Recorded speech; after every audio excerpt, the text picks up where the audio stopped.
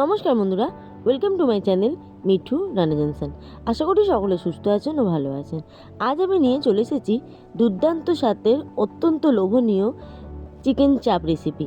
বিরিয়ানি হলেই আমরা এই চিকেন চাপ খেয়ে থাকি, তা এই চিকেন চাপ যদি অত্যধিক সহজ পদ্ধতিতে যদি ঘরেই বানিয়ে ফেলা যায় তাহলে কেমন হয়? বেশ দারুণ জমে যাবে না? তাহলে চলুন, ভীষণই সহজ পদ্ধতিতে আজ আমি আপনাদের এই চিকেন চাপ করে দেখাচ্ছি। দেখতে থাকুন, আশা করি সকলেই খুব উপকৃত হবেন। দেখুন কত সুন্দর, জাস্ট ইয়াম্মি লাগছে না? চিকেন চাপটা দেখতে দারুণ সুন্দরভাবে কিন্তু ঘরেই তৈরি করে ফেলতে পারবেন। একদম পারফেক্ট রেস্টুরেন্ট স্টাইল চিকেন চাপ। জাস্ট ইয়াম্মি এবং দারুণ লোভনীয় এই চিকেন চাপ রেসিপি তৈরি করার জন্য প্রথমেই আমি এখানে নিয়ে নিয়েছি বোলের মধ্যে সমস্ত চিকেনগুলো ভালো করে ধুয়ে জল ঝরিয়ে নিয়ে নিয়েছি। এখানে আমি নর্মালি মাংস নিয়েছি, কোনো রকমের বোনলেস বা বোন সমেত সেরকম কোনো ব্যাপার নেই। নর্মালি নিয়েছি, জাস্ট একটু পিসটা বড় বড় আছে, লেগ পিসও নিয়েছি। সমস্ত চিকেনগুলো খুব ভালো করে ধুয়ে পরিষ্কার করে জল ঝরিয়ে নিয়েছি। এরপর এর মধ্যে দিয়ে দেবো একটা পেস্ট তৈরি করার জন্য আমি এখানে নিয়ে নিয়েছি পেঁয়াজগুলো টুকরো করে নিয়েছি, আর নিয়েছি আদা কুচি, রসুন কুচি, 3-4টে কাঁচা লঙ্কা। সমস্ত কিছু একটা মিক্সির জারে নিয়ে নেব। তারপর বেশ ভালো করে মিশ্রণটা তৈরি করে নেব। সমস্ত মিশ্রণটা আমার তৈরি হয়ে গেছে। এবার এই মিশ্রণটা চিকেনের মধ্যে ঢেলে দেব। পরিমাণ মতো বুঝে পেঁয়াজ, আদা, রসুন, কাঁচা লঙ্কা দেবেন। যেরকম ঝাল খান সেরকম দেবে। মাংসের পরিমাণ বেশি হলে বেশি করে পেঁয়াজ আর আদা রসুন দেবেন। তারপরে ওই মিক্সির জারে নিয়ে নেব কাজু, চারমগজ আর পোস্ত। কাজু, চারমগজ, পোস্ত সামান্য জল দিয়ে খুব ভালো করে আবারও একটা মিহি পেস্ট তৈরি করে নেব। দেখুন পেস্ট আমার রেডি হয়ে গেছে। এবার এই পেস্টটা মাংসের মধ্যে দিয়ে দেব। সমস্ত পেস্টটা মাংসের মধ্যে দিয়ে দিলাম। এরপর দিয়ে দেব টক দই। এখানে আমার 1 কিলো চিকেন আছে, তাই আমি এখানে প্রায় 100 মতো টক দই দিলাম। টক দইয়ের পরিমাণটাও আপনাদের প্রয়োজন অনুসারে দেবেন। রান্নাটা এমনই একটা জিনিস, আপনার আন্দাজের ওপরই সব কিছু ডিপেন্ড করে। এরপর দিয়ে দেব পরিমাণ মতো লবণ দিয়ে দেব শাহি গরম মশলা গুঁড়ো, গোটা গরম মশলা, তারপর জায়ফল, জয়িত্রী, শাহজিরা, শাহামরি সমস্ত কিছু আছে এর মধ্যে। আমি এটা ঘরেই তৈরি করেছি, আপনারা চাইলে বিরিয়ানির গুঁড়ো মশলাও দিতে পারেন। এরপর দিয়ে দেব লঙ্কা গুঁড়োটাও আপনারা স্বাদ মতন দেবেন, যেরকম ঝাল খান সেরকম দেবেন। লঙ্কা গুঁড়োটা দিয়ে দিলাম। এরপর দেব 1 চামচ পরিমাণ কেওড়া জল, আর দিয়ে দেব 1 চামচ পরিমাণ গোলাপ জল, আর দিয়ে দেব 2 থেকে 3 ফোঁটা মিঠা আতর। এই কেওড়া জল আর গোলাপ জল আর মিঠা আতরটা দিলে এই চিকেন চাপের ফ্লেভারটা কিন্তু দুর্দান্ত আসে। যারা আমরা বিরিয়ানি করে থাকি তাদের ঘরে সবসময় কেওড়া জল, গোলাপ জল, মিঠা আতর তো থেকেই থাকে। তাই কেওড়া জল, গোলাপ জল, মিঠা আতরটা অতি অবশ্যই দেবেন, তাহলে ফ্লেভারটা কিন্তু দারুণ আসবে। এবার দিয়ে দিচ্ছি ছোটো চামচের 1 চামচ পরিমাণ ঘি। এরপর সব কিছু একসাথে খুব ভালো করে মেখে নেব। আমার পাত্রটা একটু ছোট হয়ে গেছে, তাই মাখাতে একটু অসুবিধা হচ্ছে। আমি অন্য পাত্রে ভালো করে ম্যারিনেট করে তারপরে ফিরে আসছি। দেখুন অন্য পাত্রে ম্যারিনেট করে নিলাম। এরপর ঢাকা দিয়ে রেখে দেব মাত্র 30 মিনিটের জন্য। তারপরেই রান্না করার পালা।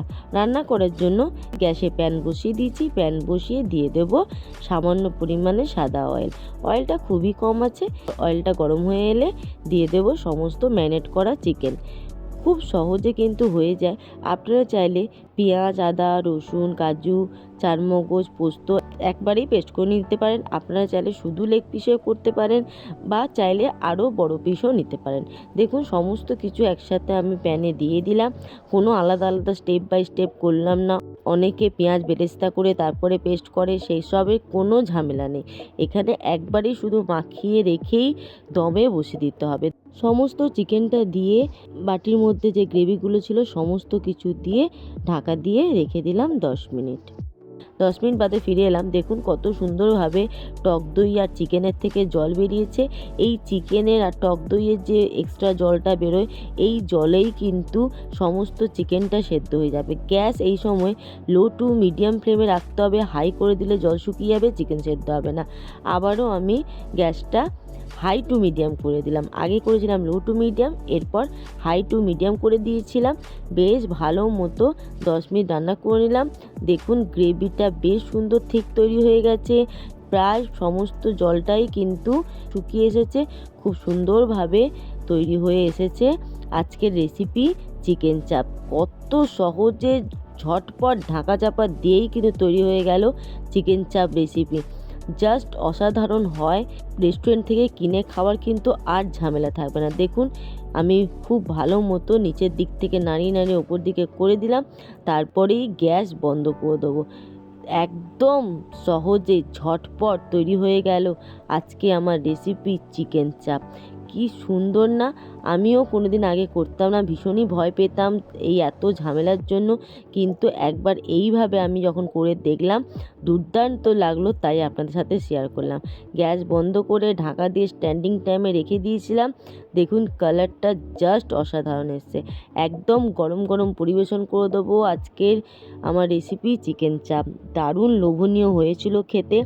একবার এইভাবে আপনারা চিকেন চাপ করে খাবেন, তারপরে কিন্তু বলবেন না সত্যি ঝটপট তৈরিও হয়ে যায়। আর এত সুন্দর একটা ডিশ যে এত তাড়াতাড়ি হয়ে যায় সেটা ধারণার বাইরে। একদম গরম গরম সার্ভ করে দিলাম। বিরিয়ানির সাথে তো জাস্ট অসাম লাগে, তাছাড়া রুটি, পরোটা, নান সবের সাথেই কিন্তু দারুণ লাগে। তাহলে আজকে আমার এই চিকেন চাপ রেসিপি আপনাদের কেমন লাগলো আপনারা আমাকে কমেন্ট করে জানাবেন। ভালো লাগলে একটি লাইক করে দেবেন। আর আমার চ্যানেলে নতুন বন্ধু হয়ে থাকলে অতি অবশ্যই আমার চ্যানেলটি সাবস্ক্রাইব করার অনুরোধ রইল। সাবস্ক্রাইব করে পাশে থাকা বেল আইকনটিতে ক্লিক করে অল নোটিফিকেশানটা অন করে দেবেন, তাহলে যখনই যা দেবো তৎক্ষণাৎ আপনাদের কাছে পৌঁছে যাবে। আর আমার পুরনো বন্ধুদের জানাই অসংখ্য ধন্যবাদ। এইভাবেই আমার পাশে থাকবেন এবং আমাকে এগিয়ে নিয়ে যেতে সাহায্য করবেন। আপনাদের এই ভালোবাসা জন্য অসংখ্য অসংখ্য ধন্যবাদ। আজ তাহলে আসি, খুব শীঘ্রই দেখা হবে আরেকটি দুর্দান্ত কোনো নতুন রেসিপি নিয়ে। ততক্ষণ ভালো থাকবেন, সুস্থ থাকবেন এবং সাবধানে থাকবেন, আর এইভাবেই আমার পাশে থাকবেন। Thank you for watching.